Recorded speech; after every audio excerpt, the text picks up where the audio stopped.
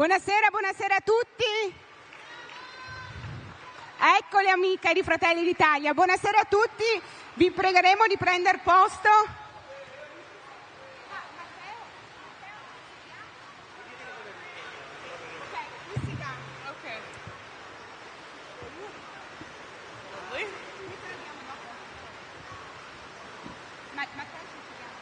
Allora, buonasera a tutti.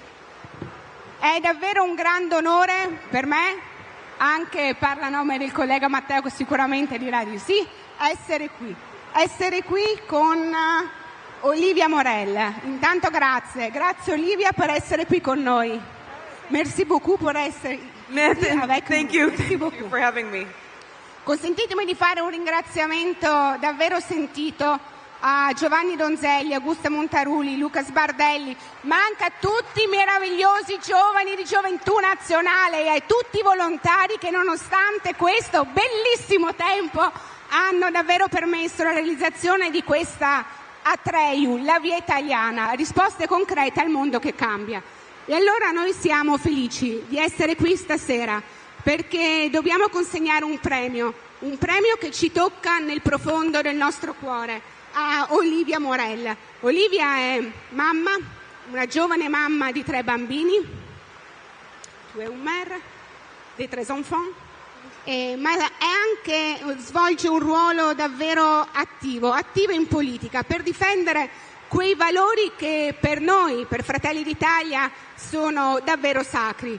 È attivista e portavoce della dichiarazione di Casablanca per l'abolizione universale della maternità surrogata.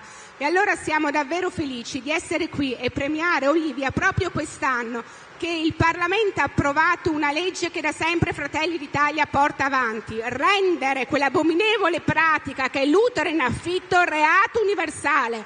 È stata una battaglia di Fratelli d'Italia e vorrei ringraziare anche il nostro Presidente del Consiglio Giorgia Meloni, che è la prima che ha creduto in questa battaglia. È una battaglia abominevole, inumana, disumana, che offende nel profondo le relazioni umane. Qual è la prima? La maternità, quel legame unico che lega una mamma ad un bambino, ma offende la dignità della donna e soprattutto anche sfrutta e commercializza i bambini. Je crois que tu as compris tous. Tu as compris? Oui. Je parlais de la notre victoire, de la maternité des substitutions.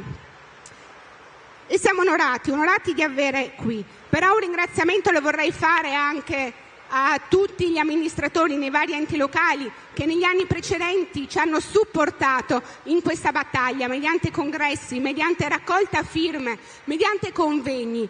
E sul punto vorrei anche passare la parola al collega Matteo Rosso, che ci può senz'altro... Matteo, qua, eccolo qua. Aiutami, coraggio. Vai. Si sente meno qua sopra, che credo il rumore della pioggia è terribile. Davvero buonasera a tutti, grazie a Giovanni Donzelli, a tutti gli organizzatori, davvero un grande grazie. E io sarò molto breve perché sappiamo che Maddalena Morgante è un alfiere in queste battaglie, ci mette il cuore, la passione. E Olivia, noi siamo orgogliosi e ti ringraziamo per essere qua con Fratelli d'Italia che porta avanti questa battaglia. Io ricordo che nel 2015 in Liguria, come in altre regioni, avevamo cominciato a fare questa battaglia e io ricordo che fui minacciato di querela dalle opposizioni perché in un mio intervento in Consiglio regionale, forse ho esagerato nei termini, me ne scuso nel caso, ma rendeva l'idea, avevo definito quelle mamme purtroppo dei paesi più poveri che purtroppo prestano il loro utero come dei fornetti in cui venivano fatti crescere i bambini. Certamente una frase forte, però tristemente rappresentava una realtà. Oggi noi, se andiamo a vedere sui siti internet, c'è il mercato del bebè, si può ordinare un bambino o una bambina con le caratteristiche che si vuole, si fa un contratto, ci sono anche le clausole di recessione. Se quel bambino o quella bambina non nasce esattamente come lo si vorrebbe, lo si può non solo lasciare, ma si chiede anche il rimborso. Siamo arrivati a qualcosa che è folle, totalmente folle, che se io l'avessi raccontato a mio nonno e anche a mio padre non ci avrebbero mai potuto credere. Quindi è una battaglia che portiamo avanti col cuore, credendoci veramente. Olivia, la tua presenza per noi è davvero preziosa e te ne siamo grati. I bambini non si comprano, le mamme non si affittano. Noi su questo ci crediamo profondamente e siamo felici che l'Italia sia davvero faro di civiltà, non solo per l'Europa, ma per tutto il mondo. Matteo ed io abbiamo, credo, già parlato troppo. A questo punto credo la parola debba essere data a te, all'ospite d'onore di questa serata, ma anche di questa giornata. Prego, Olivia, grazie ancora per essere qui con noi e per poterci raccontare la tua storia, qualcosa di te. Grazie ancora. Thank you. Well, I would like to start to thank Frati d'Italia for this, and especially the Prime Minister Giorgia Meloni, who, initiated this absolutely incredible event. And yes, we can say thank you to her. She's been amazing. Thank you for her, for this law. This means the world to me as a victim of surrogacy. So, bravissimo, as you would say. And I want to thank everyone here, the ones that acted in the shade for this event. And this has been a huge success that will forever be engraved in my heart.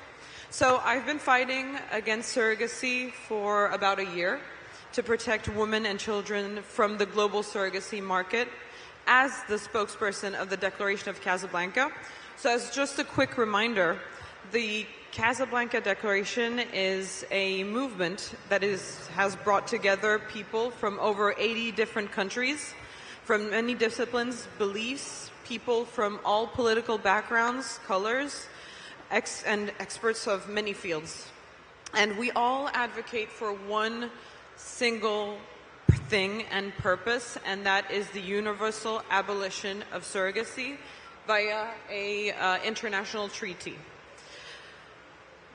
I became their spokeswoman kind of by coincidence, or as providence, as some people would say, because I was born through surrogacy, and it has caused me so much suffering, and I have dealt with it all my life for the last 33 years now, that I couldn't stand and do nothing to abolish this monstrosity. I've told my story through various media, and soon I will publish my book that will be entitled, Where Are You, Mommy? So if I take a look back at this past year, it's been kind of incredible. I've been fighting for the abolition of surrogacy throughout the world. So I've been traveling through everywhere in the world. In 1 year, I went to the Czech Republic Parliament, I went to the Croatian Parliament, United Nations, European Parliament, United Nations in Geneva, Barcelona, Paris. I even came to Rome last April. I have to say it's the city of my heart, I must confess. Best city. Best food, best people. But I can't forget my meeting with Pope Francis, my personal meeting with Pope Francis, who he really wanted to help me to fight against surrogacy. And so I met him, and he greeted me very kindly, even though I'm a feminist and an atheist.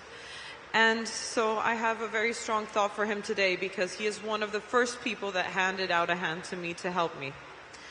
I also want to thank, and I have a very strong thought towards your Minister of the Family, Eugenio Roccella, who did not hesitate 1 second and who was very courageous, because she supported me and she took part of our Congress that we held last April in Rome. I've been meeting people from many governments, secretaries of states, mayors, citizens, students. I'm doing what I can to dispel the lies and the propaganda that's in favor of surrogacy, and to raise awareness of the atrocity of this new form of what I call new slavery. And I've had some extremely incredible encounters, and we've carried out some very powerful actions. But I'm not going to lie to you.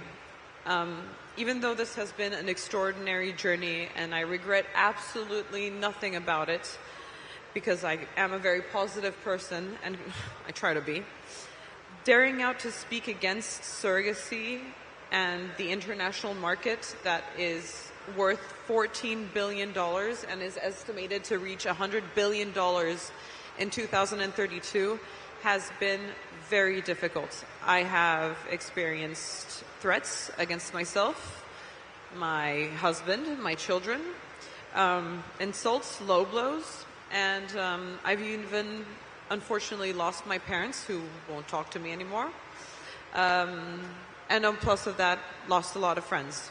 But I never gave up because I'm not afraid of telling the truth anymore.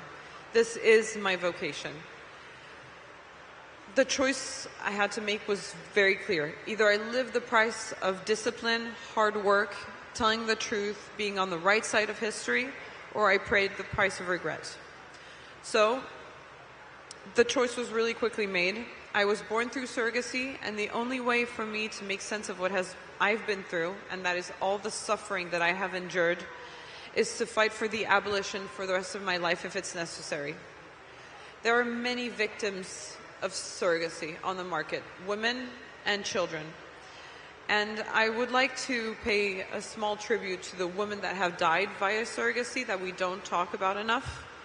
And their names are Michelle Reeves, Pramila Vagila, Ranjita Lal, Lilia Cox, Brooklyn Brown, and of course all of the names that we don't know and that we will never know about, because, well, surrogacy agencies do not track the names of surrogates that have died, nor do they track children that have died. On October 16, 2024, Italy made history by passing a new law on surrogacy, making it a universal offense. When the law officially passed, and I followed the debates, which were terrible in the Senate, I cried with joy. I cried. I was so proud of your country, of this beautiful country, a country that finally dared to take a firm stance against surrogacy, and at last a country dared to make history.